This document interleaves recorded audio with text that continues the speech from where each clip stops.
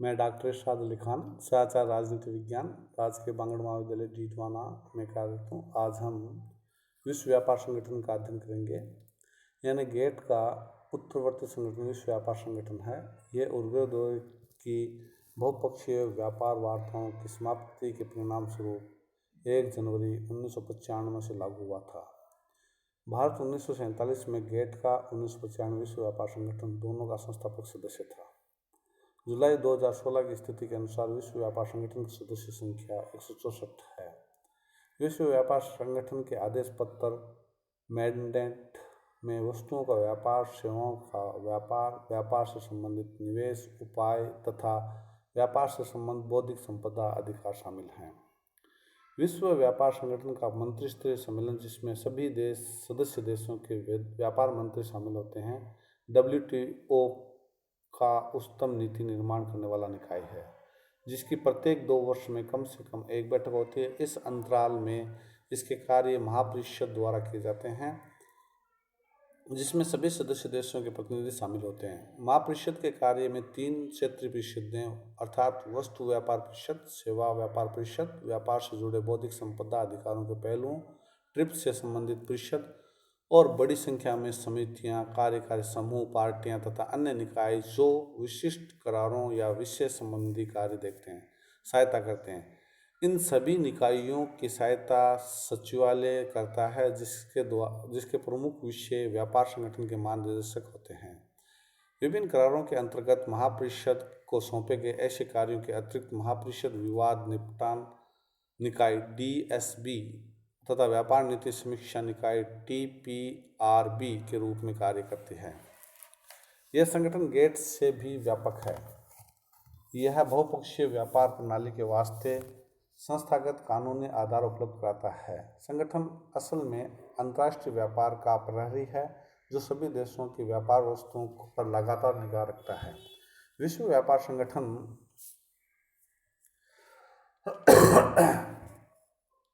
सदस्य देशों के संसदों द्वारा अनुमोदित एक अंतर्राष्ट्रीय संधि के आधार पर की गई है। अतः गेट की अस्थायी प्रकृति के विपरीत यह WTO यानी कि विश्व व्यापार संगठन एक स्थायी संगठन है। विश्व व्यापार संगठन की हम ऐतिहासिक पृष्ठभूमि का अध्ययन करें तो प्रशुल्क एवं व्यापार संबंधी करार गेट हवाना चार्टर से विकसित हुआ। विश्व में 1930 के दशक और द्वितीय विश्व युद्ध के दौरान व्यापार को कठोर समस्याओं का सामना करना पड़ रहा था। अतः संबद्ध राष्ट्रों ने द्वितीय विश्व युद्ध के बाद उदार विश्व व्यापार व्यवस्था अपनाने की सोची। इस दृष्टि से 1947-48 के शीतकाल में हवाना में व्यापार और रोजगार का अंतर्राष्ट्रीय सम्मेलन आयोजित किया गया, जिसमें 53 देशों ने भाग लिया और एक अंतर्राष्ट्रीय व्यापार संगठन गठित करने हेतु एक चार्टर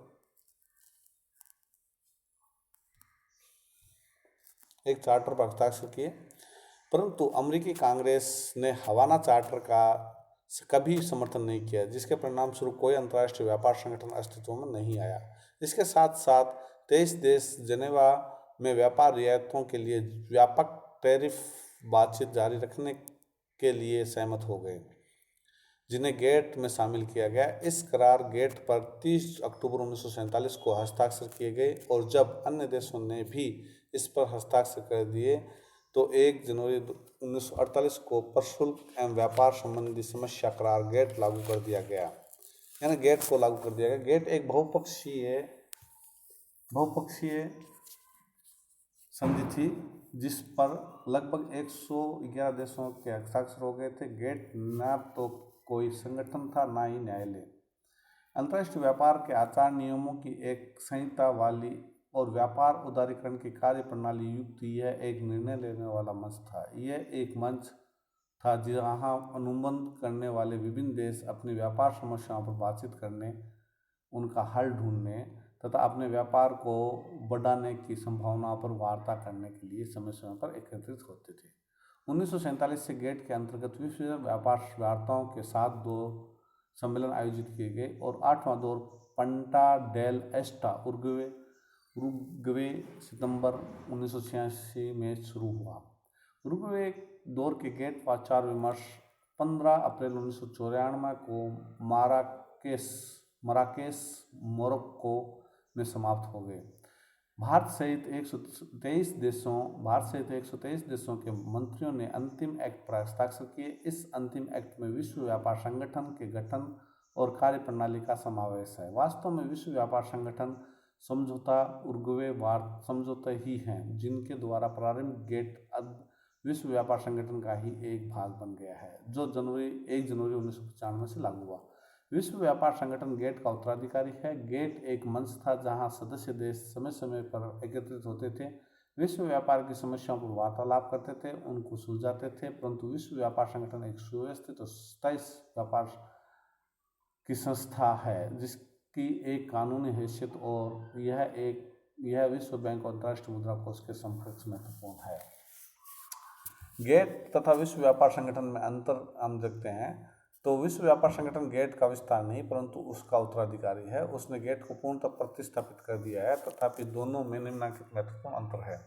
गेट की कोई कानूनी हैसियत नहीं थी, जबकि विश्व व्यापार संगठन की कानूनी दर्जा प्राप्त है। इसका जन्म अंतर्राष्ट्रीय संधि के अंतर्गत हुआ है, जिसकी पुष्टि सदस्य देशों की सरकारों और उनके विधानमंडलों ने किया था।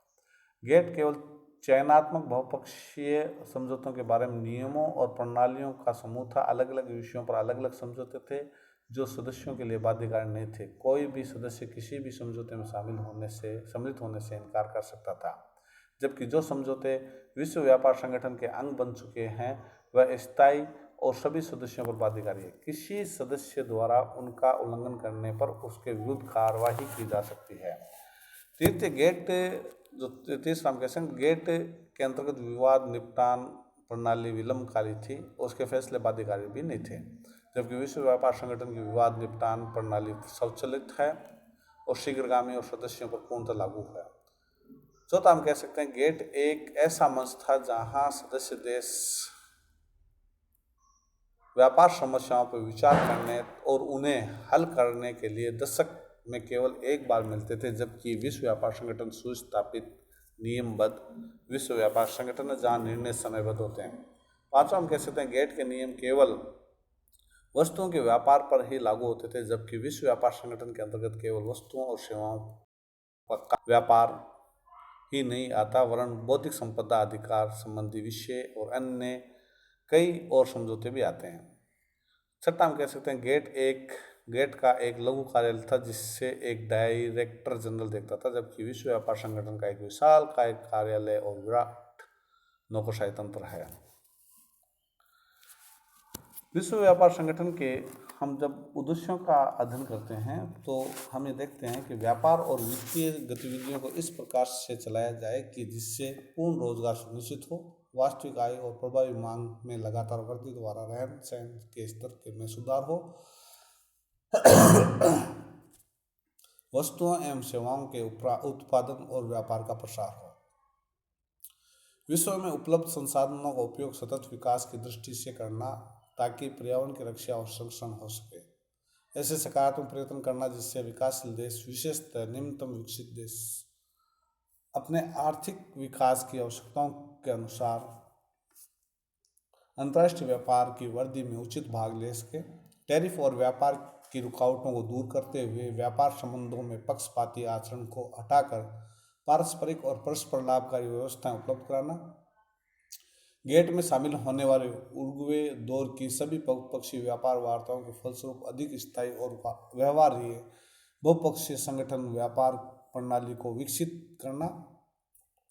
विश्व व्यापार संगठन के कार्य हम निम्नलिखित कर सकते हैं, जैसे यह द्विपक्षीय और बहुपक्षीय व्यापार समझौतों के कार्यान्वयन, प्रबंधन और संचालन को सरल बनाता है।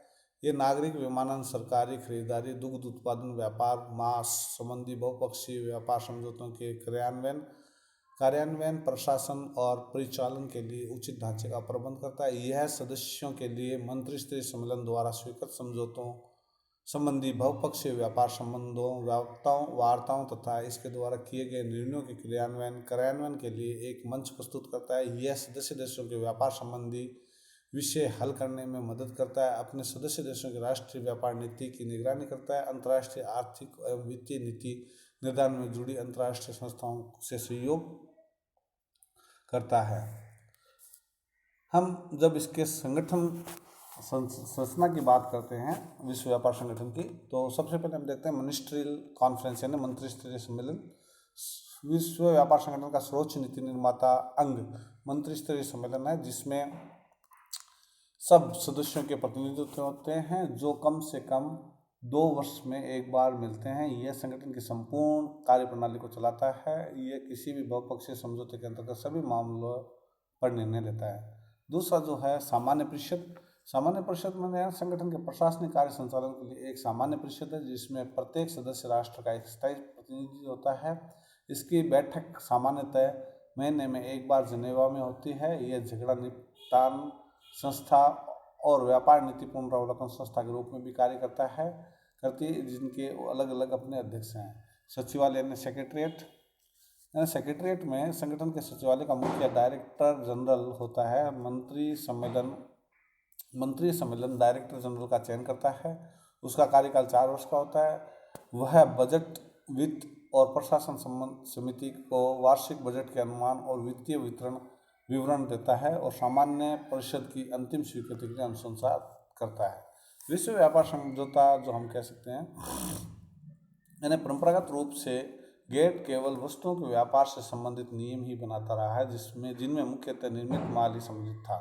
कृषि इसके कार्य क्षेत्र से बाहर थी, किंतु उरुग्वे वार्ता के दौर में परंपरा से हटकर वार्ता क्षेत्र में विस्तार किया गया। पहली बार वार्ता सूची में 4 नए क्षेत्रों को शामिल किया गया। व्यापार से संबंधित निवेश उपाय यानी ट्रेड रिलेटेड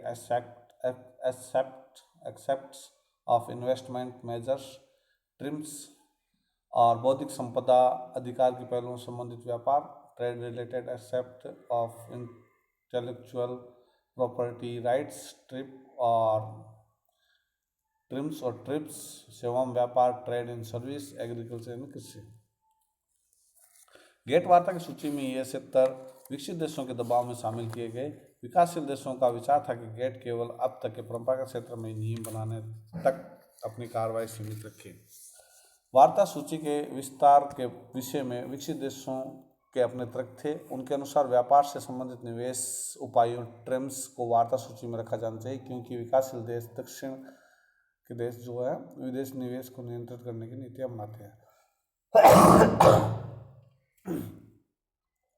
जिससे विदेशी कंपनियों को स्वतंत्रता से व्यापार करने में बाधा पड़ती है। बौद्धिक संपदा अधिकारों, विशेषकर पेटेंट, कॉपीराइट, ट्रेडमार्क्स के संबंध में विकसित देशों का कहना था कि विकासशील देशों में उपयुक्त अधिकारों के अपर्याप्त संरक्षण के कारण जाली तथा चोरी के व्यापार का प्रचलन हुआ है। वैध व्यापार को क्षति पहुंची है। अतः बौद्धिक संपदा अधिकार से संबंधित व्यापार पहलुओं ट्रिप्स को वार्ता सूची में शामिल किया जाना चाहिए।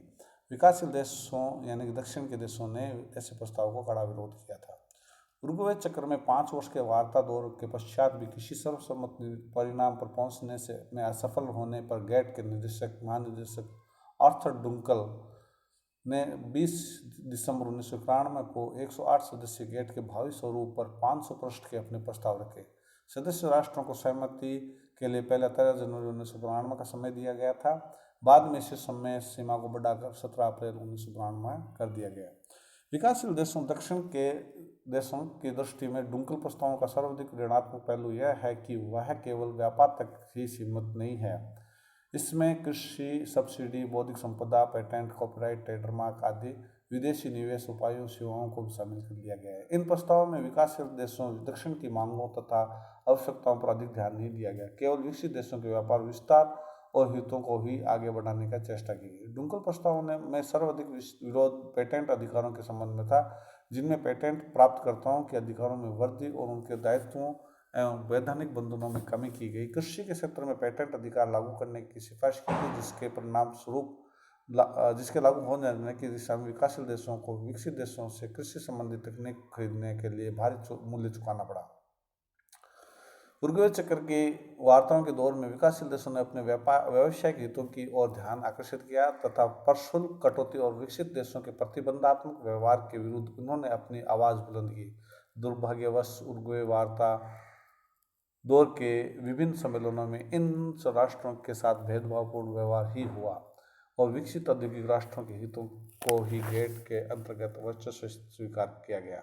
उरुग्वे दौर के बहुपक्षीय वार्ताओं डुंकल प्रस्तावों के परिणामों पर आधारित विश्व व्यापार संगठन के मूलभूत समझौतों में निम्नलिखित बात से शामिल हुई, जैसे वस्तुओं में व्यापार के बहुपक्षीय समझौते, सेवाओं में व्यापार के सामान्य समझौते, बौद्धिक संपदा अधिकारों के व्यापार संबंधी समझौता, विवादों के निपटान के से संबंधित नियमों और प्रक्रियाओं का समझौता, बहुपार्श्विक व्यापार समझौता, व्यापार नीति पुनरावलोकन समझौता तंत्र। संक्षेप में हम कह सकते हैं कि इसके केंद्र में लगभग 60 WTO समझौते हैं जो अंतर्राष्ट्रीय वाणिज्य एवं व्यापार के लिए कानूनी आधार नियमों को काम करते हैं। ये सर्वविदित है कि मंत्रिस्तरीय सम्मेलन में विशेष रूप से सर्वोच्च अधिकारी प्राप्त निकाय मंत्रिस्तरीय सम्मेलन है और मंत्रिस्तरीय सम्मेलन का आयोजन प्राय प्रत्येक 2 वर्ष में होता है। यानी अब तक के जितने भी सम्मेलन हुए उनकी हम ये सूची देख सकते हैं, जिसमें सिंगापुर पहला सम्मेलन हुआ और 17 में ब्यूनस आयर्स अर्जेंटीना में हुआ और इसकी सूची जो हमारे पास में है वो ये दी है हमने। और इसके बाद व्यापार समझौतों का समीक्षात्मक मूल्यांकन करें हम व्यापार संगठन का, तो विश्व व्यापार संगठन के आविर्भाव में ने नई विश्व व्यवस्था के अभ्युदय की संभावनाओं को पूर्णतः परिवर्तित कर दिया है। विश्व आर्थिक व्यवस्था को पहली बार एक औपचारिक सुसंगठित कानून सुरक्षा चक्र प्राप्त हुआ है। विश्व बैंक और अंतर्राष्ट्रीय मुद्रा कोष जैसे निकायों को जहां सदस्य देशों के आंतरिक मामलों में हस्तक्षेप करने संबंधी उस प्रकार का कानूनी अधिकार प्राप्त नहीं है जैसा विश्व व्यापार संगठन को उरुग्वे चक्र समझौते के परिणाम स्वरूप प्राप्त हुआ। यानी विश्व व्यापार संगठन की भूमिका को देखते हुए विभिन्न सदस्य देश अपनी संवैधानिक व्यवस्थाओं के प्रावधानों में धीरे धीरे परिवर्तन लाने लगे हैं। विभिन्न राष्ट्र व्यापार समझौते के प्रावधानों के अनुरूप अपनी आर्थिक नीतियों को बदलने का प्रयास कर रहे हैं और हमारे देश की सीमा, इसी कारण ये कह सकते हैं कि हम हमारे देश के सीमा शुल्क कानून, पेटेंट कानून और बीज कानून इत्यादि में उरुग्वे चक्र के समझौते के अनुरूप परिवर्तन किए जा रहे हैं। अब विभिन्न देशों की सरकारें यह निर्णय लेने को स्वतंत्र नहीं होगी कि नागरिकों के किन समूहों को, अर्थव्यवस्था के किन हिस्सों को तथा देश के किन क्षेत्रों को अनुदान देकर उनकी तरक्की के मार्ग प्रशस्त किया जाए। आर्थिक सहायता और अनुदान की मात्रा और उनके स्वरूप का निर्धारण राष्ट्रीय सरकार स्वेच्छा और विकास की आवश्यकताओं से नहीं कर सकती, उसे विश्व व्यापार संगठन के प्रावधानों के अंतर्गत चलाना होगा। विश्व व्यापार संगठन के समर्थक इसके निम्नलिखित 10 लाभ बताते हैं कि यह व्यवस्था शांति और प्रसार में सहायक है। ये इसके माध्यम से विवादों का सृजनात्मक हल हो जा सकता है। इसके नियम सभी के जीवन को सहज बनाते हैं। मुक्त बाजार जीवन निर्वाह को सस्ता बनाता है। यह उत्पादों और गुणवत्ता के विकल्प उपलब्ध कराता है। व्यापार को प्रोत्साहन देने से आय बढ़ती है। व्यापार संवर्धन आर्थिक विकास दर बढ़ाती है। इसके मूल्य सिद्धांत जीवन को दक्ष बनाते हैं। ये सरकारों को लॉबिंग से शिक्षण प्रदान करते हैं। इसकी व्यवस्था अच्छे शासन को प्रोत्साहित करती है। आलोचकों के अनुसार विश्व व्यापार संगठन एक असाधारण और अपूर्व संगठन है। यह विश्व व्यापार में पुलिसमैन की भूमिका अदा करता है। यह एक ऐसा मंच है जो तथाकथित नियम आधारित व्यवस्था के तहत किसी भी और प्रत्येक व्यापारिक मामले पर विचार कर सकता है। उसके विवाद निपटान प्रणाली के तहत जवाबी कदम उठा सकता है। ये एक विकराल व्यवस्था है जिसको विकसित देशों और बहुराष्ट्रीय कंपनियों ने अपने हथियार के रूप में कायम किया है। आज हम इतना ही अध्ययन करेंगे। धन्यवाद।